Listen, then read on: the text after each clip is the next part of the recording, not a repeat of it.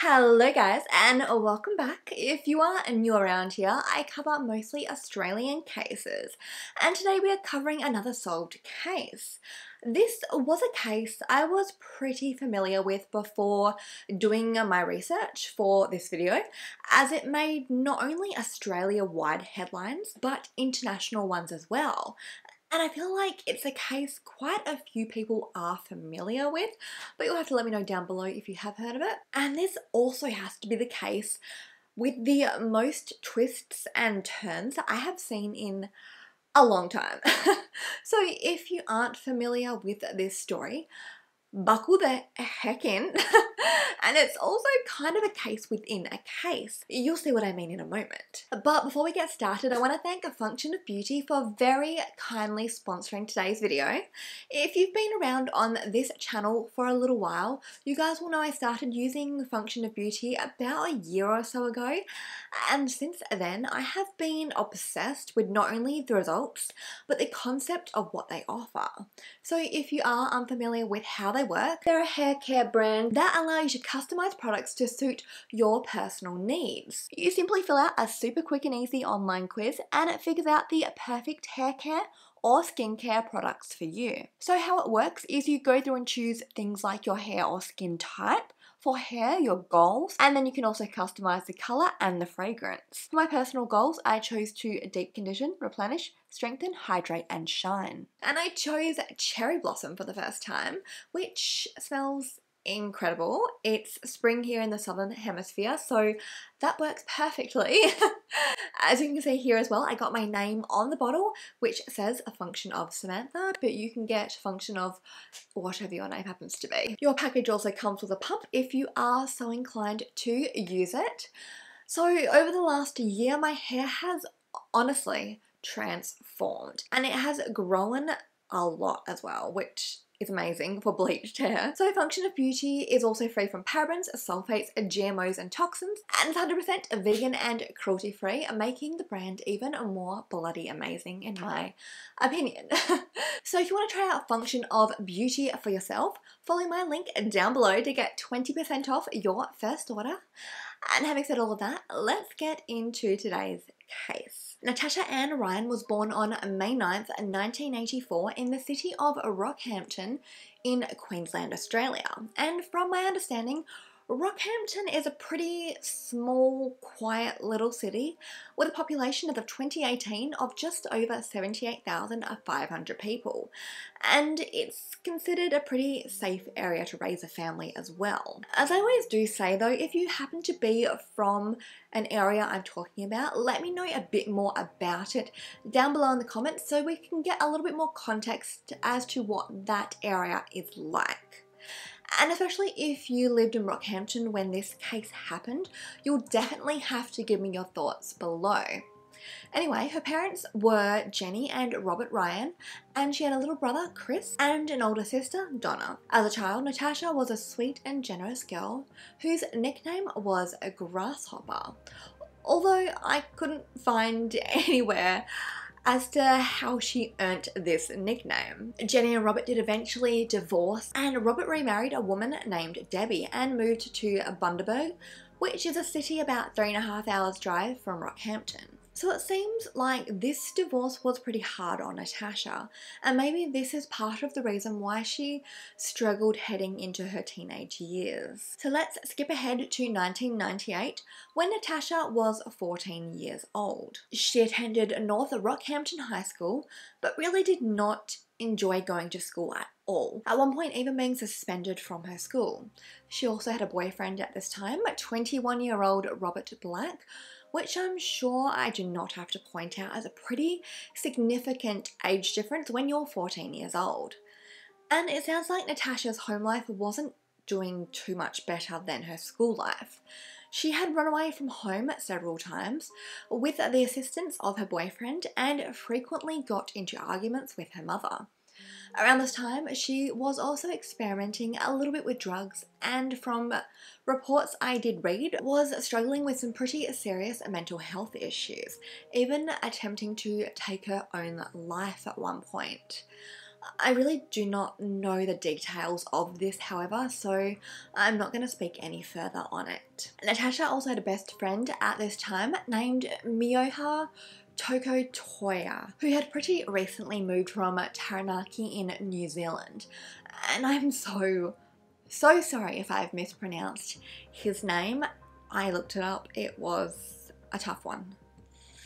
Correct me down below though if I did get that wrong, but I'll put the spelling on the screen for you for context. So Monday, August 31, 1998 was a typical school day for Natasha. In the morning, her mother dropped her off at school and Natasha told her mum she loved her before heading off. But Natasha never showed up to any of her classes that day and was marked off as absent. Her mother returned that afternoon to pick her up, but Natasha was nowhere to be seen.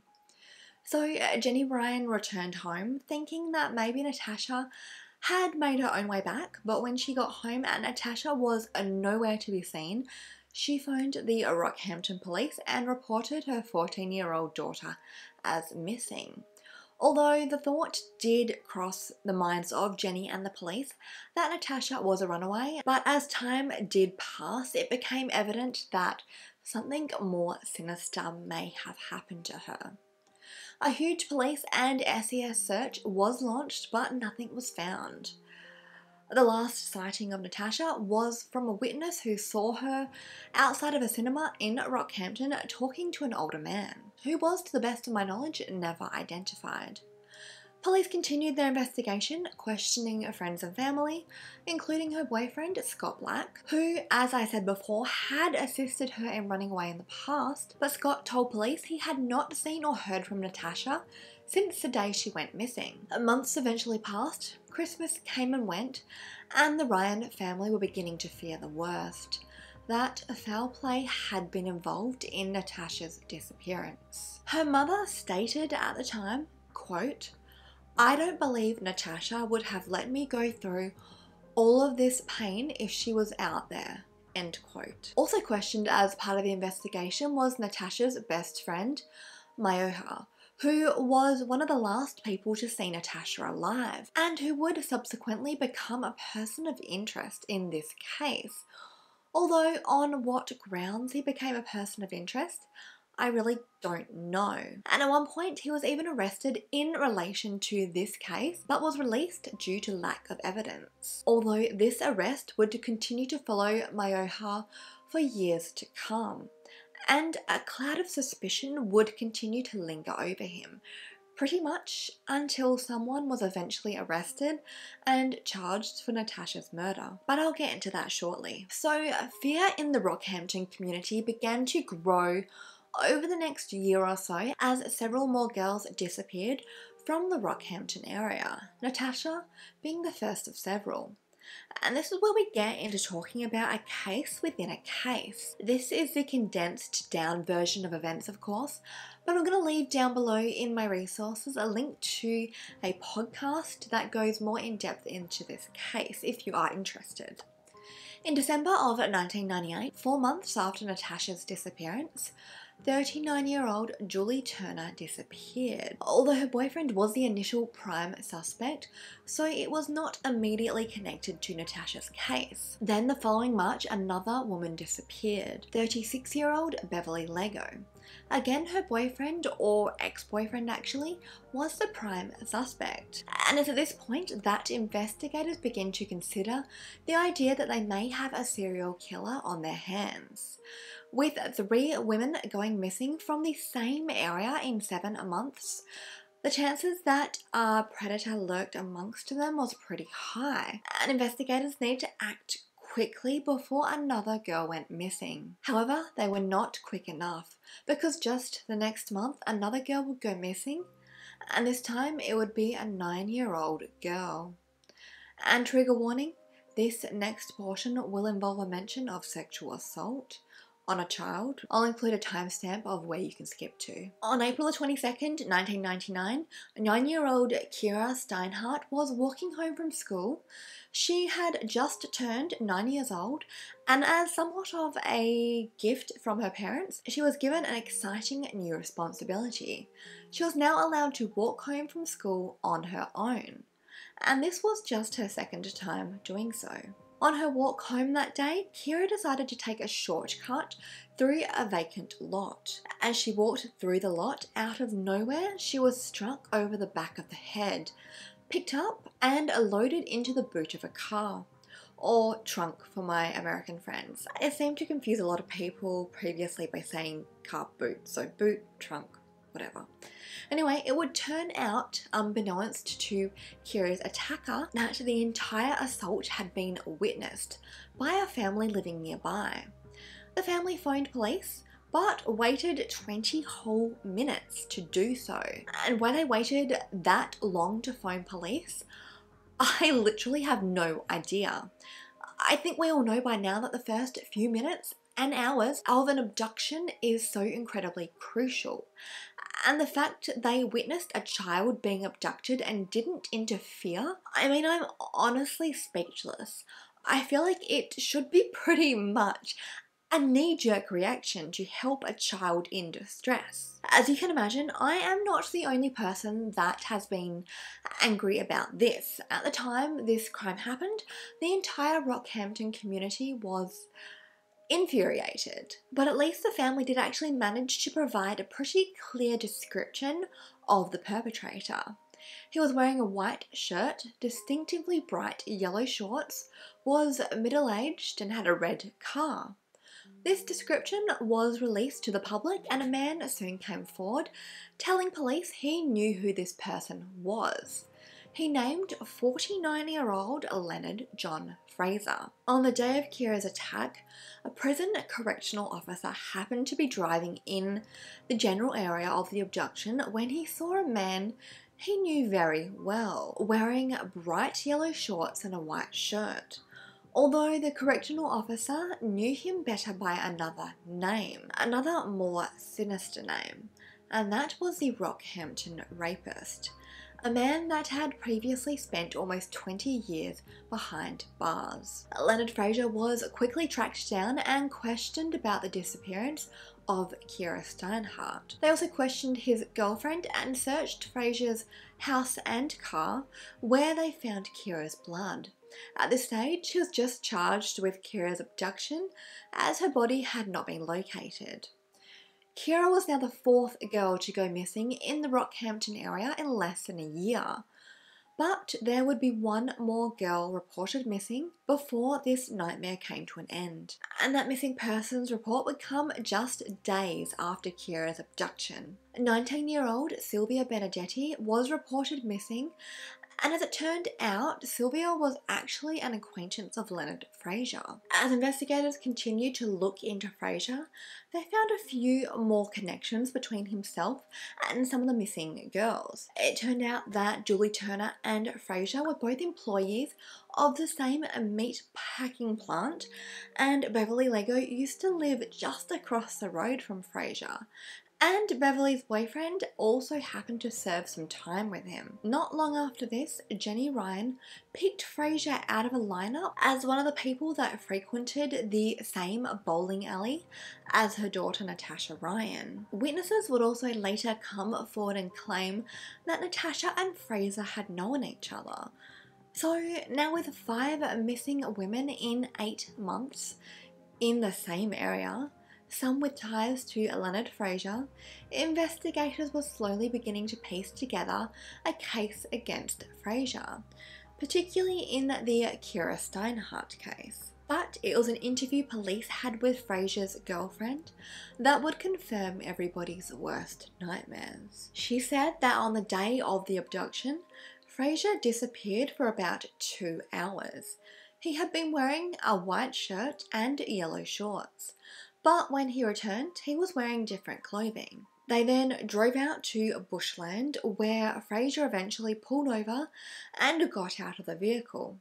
His girlfriend saw him get a lifeless, doll-like figure out of the boot and walk into the bush with it. 5 minutes later, he emerged empty-handed. Fraser threatened her that if she said anything, she'd be dead. Armed with this information, as well as evidence found in Fraser's home and car, police confronted Leonard Fraser with what they had on him. They asked him to tell them where the bodies were, and he agreed. Kira's body was found in bushland on the outskirts of town. She had been sexually assaulted and her throat had been cut. Following this, Fraser was charged with Kira Steinhardt's abduction and murder, and 1 year later, in September of 2000, Fraser was found guilty and sentenced to a life in prison. So, during his time in prison, Fraser confessed to a fellow inmate to killing several more local women. And of course, when you confess valuable information in prison, chances are your pal is going to snitch on you. Actually, I have no clue how things work in prison, but I feel like if you had valuable information as a prisoner, that could maybe buy you a lesser sentence, extra privileges, etc. You're probably going to hand that information over pretty quickly. Let me know down below though, have you been to prison, or is that how it works?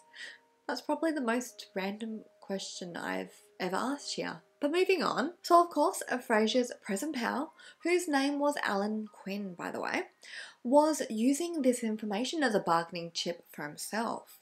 And one of the girls that Fraser confessed to killing was missing teenager Natasha Ryan. Fraser told Quinn that not only had he known Natasha before he killed her, but she had been pregnant with his child. Fraser also confessed to killing missing local women Beverly Lego, Julie Turner, and Sylvia Benedetti, whose body was actually discovered in November of 2000. Armed with what Quinn had told them, investigators told Fraser what they knew about his crimes and made a deal with him. If he led them to the girls' bodies, that put him in a more secure prison location. Because, as we all know, even other killers and criminals hate child killers. So Fraser agreed and led detectives to the body of Beverly Lego, Julie Turner, and the last resting place of Sylvia Benedetti, who had of course already been discovered. However, there was one victim that Fraser refused to lead them to, and that was Natasha Ryan, much to her family's dismay. Luckily, even without a body, investigators had enough evidence to charge Fraser. This evidence included witness testimonies that had seen Natasha and Fraser together, and jewellery found in the possession of Fraser's girlfriend that Jenny Ryan had identified as belonging to her daughter. Ultimately, Leonard Fraser was charged with the murders of Natasha Ryan, Beverly Lego and Sylvia Benedetti, and charged with the manslaughter of Julie Turner. Following this somewhat bit of closure for Natasha's family, or at least the beginning of their journey to closure, in May of 2001, on her 17th birthday, a memorial service was held in her memory. And I just want to remind you before we continue and talk about the trial, this was a very brief version of these events. Fraser's crimes could have been a video within themselves, but in order to tell Natasha's story, I felt it was necessary to speak about Fraser's crimes, and more importantly, his victims. The trial, which was a trial by jury, began 3 years later in April of 2003 at Brisbane Supreme Court.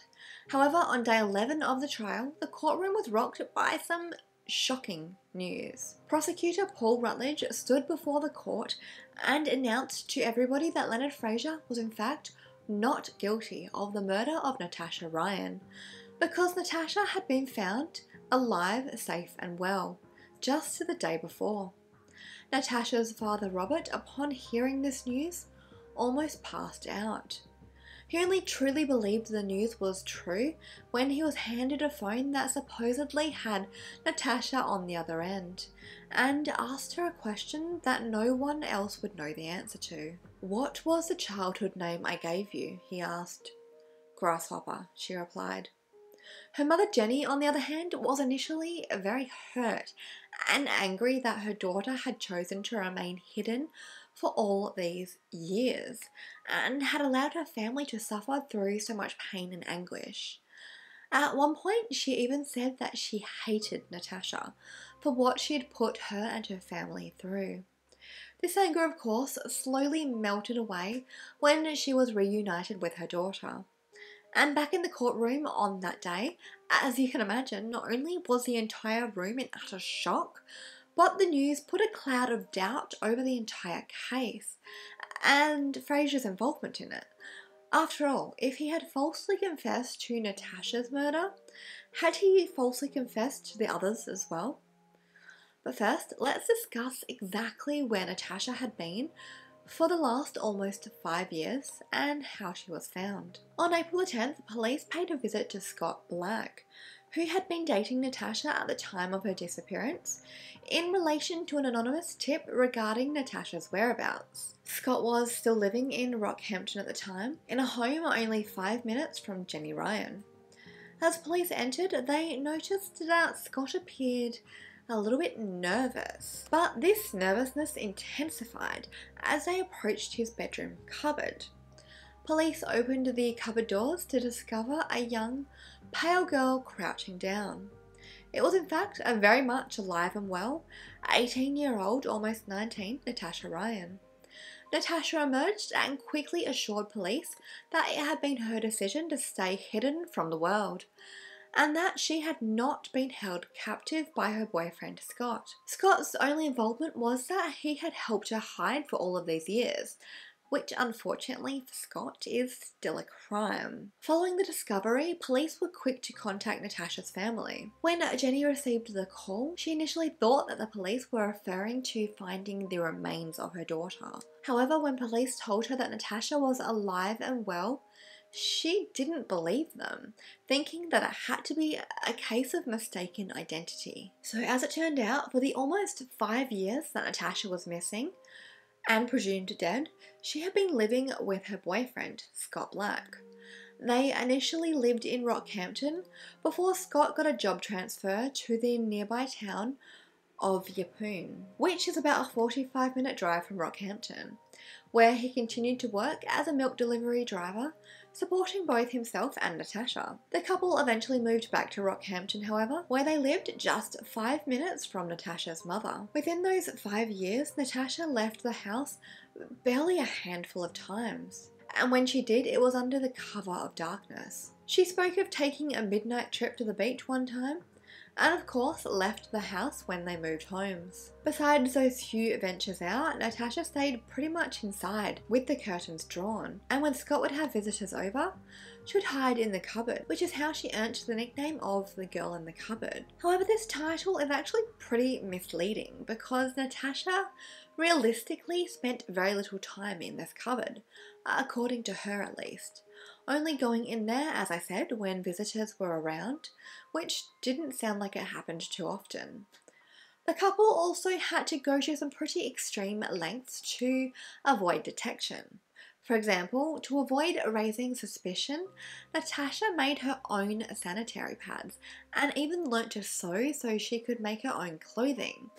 As of course, if Scott started buying these things, it would be relatively strange, as he supposedly lived on his own. In her spare time, she used the internet to educate herself, tried to teach herself German, and worked out in the home gym that they had set up. Since her discovery, Natasha has made it very clear that it was her decision, and hers alone, to run away and leave her former life behind. Scott's only involvement was agreeing to help her out. And as for why she decided to run away at such a young age, Natasha has really never answered that question and says that she will never reveal publicly why she did it. The closest answer that we have came from an interview where Natasha said, quote, "I just felt angry at everybody and everything.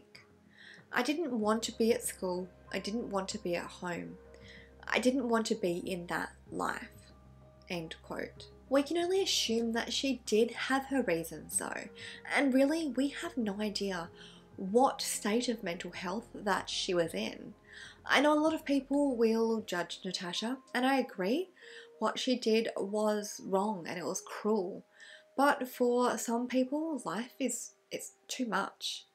And I imagine that sometimes the only option some people feel like they have is to disappear forever. Natasha did actually want to go back home though, but the more time that passed, the less that she felt she could go back. the lie had simply gotten too big. So in the weeks before her discovery, Natasha found out that someone had been charged with her murder, and she knew that she had to do something about it, but she still was not quite ready to come forward. So she made an anonymous call to the kids' helpline, telling them that she was a teenage runaway and someone was being falsely charged with her murder. Which begs the question, was it Natasha herself that tipped off police as to her location? This information has actually never been revealed, but I think it is a possibility. And maybe finding out that someone could be falsely going to jail for her murder was the extra push that Natasha needed. So as I always like to do in my videos where it's relevant, let's discuss the media's reaction to finding Natasha Ryan. As you can imagine, Australia was shocked. Although not as shocked as close friends and family of Natasha's, and of course the entire community of Rockhampton. It wasn't long after she was found that her story made national and international headlines. In the days following her discovery, she gained herself a celebrity agent, MARKSON, who flew into Rockhampton to handle the media and the press. And although maybe getting an agent sounds quite dramatic in this case, the amount of media requests that Natasha was getting to share her story was at the time astronomical. Everyone wanted to hear from the girl in the cupboard, and my guess is over the next several months, Natasha pocketed a fair whack of money. However, it would be 60 minutes that would score the first television interview with Natasha, that you can still watch on YouTube, by the way. I'll link it down below in my resources. And for this interview, she was reportedly paid a cool $250,000. She also did several exclusive magazine interviews and photo shoots for a similar price. Around this time, Natasha even had the media following her around Rockhampton, trying to get the exclusive story to her new life on the outside. So from what I can gather, the initial response to Natasha's story was that Natasha was the victim, that had been a young 14-year-old girl that had been manipulated by Scott Black. And Scott was unfortunately labelled the sleazy older boyfriend. As I said, Natasha would eventually set the record straight on these rumours, but of course this did not stop Scott from being legally punished, which I'll discuss in a moment. However, it seems like the public eventually somewhat turned on Natasha after they realised that her decision to run away had been hers. After all, a large amount of taxpayers' money was wasted in the search for her, a reported $500,000 in fact. And because Natasha wasn't making it clear as to exactly why she ran away, she seemed to just dance around the topic in fact. It was really hard to have any sympathy for her.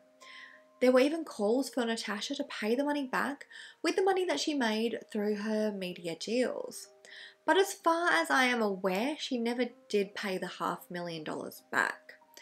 You'll have to let me know though down below, how do you feel in regards to what Natasha did? Do you feel some sympathy for her? Or do you think that she did an awful thing and that no one should feel sorry for her? Or like me, are you a little bit torn? Let me know. So back to the trial for a moment. In an incredibly strange turn of events, Natasha attended her own murder trial as a witness. At the trial, she confirmed that she did not know, nor had she ever met Leonard Fraser, as witnesses had claimed. This revelation put into doubt the reliability of many of the witnesses that had been used in the trial. But despite this, at age 51 years old, Leonard Fraser was found guilty on all counts and received a further 3 life sentences, on top of the one that he was already serving for Kira Steinhardt. Unfortunately, Fraser would end up serving barely another 4 years, because on January 1, 2007, he died in jail of a heart attack. giving him, in my opinion at least, a very easy way out. So if you're wondering if Natasha or Scott were ever punished for what they did, the answer is yes. Scott more so than Natasha, however. Natasha received a whopping $1,000 fine for provoking an unnecessary police investigation. Meanwhile, Scott received a 3-year jail sentence for perjury, so basically lying, but would go on to serve only 12 months of it, and he was also fined $16,000. I'm really not sure how I feel about Scott receiving the heavier punishment. Yes, what he did was wrong, but at least they should have received an equal punishment. Let me know what you think of this, so doesn't sit right with me. But anyway, I should also add, this was actually not the first time Scott had been in trouble with the law because of Natasha. In July of 1998, Natasha ran away and stayed with Scott in a hotel for a few days. Scott ended up being charged with abduction, but those charges were dropped after Natasha's disappearance a few months after. He was, however, charged the $1,000 for obstructing a police investigation. So to round up this case, let's talk about what Natasha and Scott have been up to since 2003. If you're wondering, yes, Natasha and Scott are still together 22 whole years later, which I think is actually incredibly impressive. I guess they were meant to be, huh? They're now married, marrying on September 29, 2008, aged 24 and 31 respectively. Natasha, who now calls herself Tash Black, and Scott, of course, sold their wedding photos for a reported $200,000. I am not having a go at them, by the way. I mean, if someone wanted to buy my wedding photos for that price, heck yes, let me know. My email's down below. But anyway, you know, make your coin, girl, all of that. It's just doesn't sit right with me. It's kind of dirty money. I don't know, I'm still a little bit torn. If someone's gonna pay that, might as well sell them, right? The couple also have since started a family and currently have 4 children, but these days Natasha and Scott pretty much avoid the spotlight and seem to be pretty much living a normal suburban family life. Natasha has since gone into nursing and has moved away from Rockhampton. She and her family didn't move too far though, just over to the small town of Gracemore, which is about 9 k's or 5.6 miles from Rockhampton. And her mother, Jenny, now Jenny Kerwin, lives just 5 minutes away, and by all accounts, it sounds like Natasha and her mother now have a great relationship, although I couldn't find any information about Natasha and her father. But I'm sure their relationship is fine, I really don't know. And that's all the updates I have on their lives today. So thank you so much for being here and listening to Natasha's story, as well as the stories of Kira, Julie, Beverly and Sylvia. And thank you so much to my channel members. You are all absolute shining stars. Thank you again to Function of Beauty for making this video possible. It is sponsors like them that allow me to invest into small improvements in my channel, which is why we love our sponsors on this channel. So don't forget to like, comment, share, subscribe, all of that fun stuff. Until next time, stay vigilant, stay safe, and I will see you very soon. Bye guys.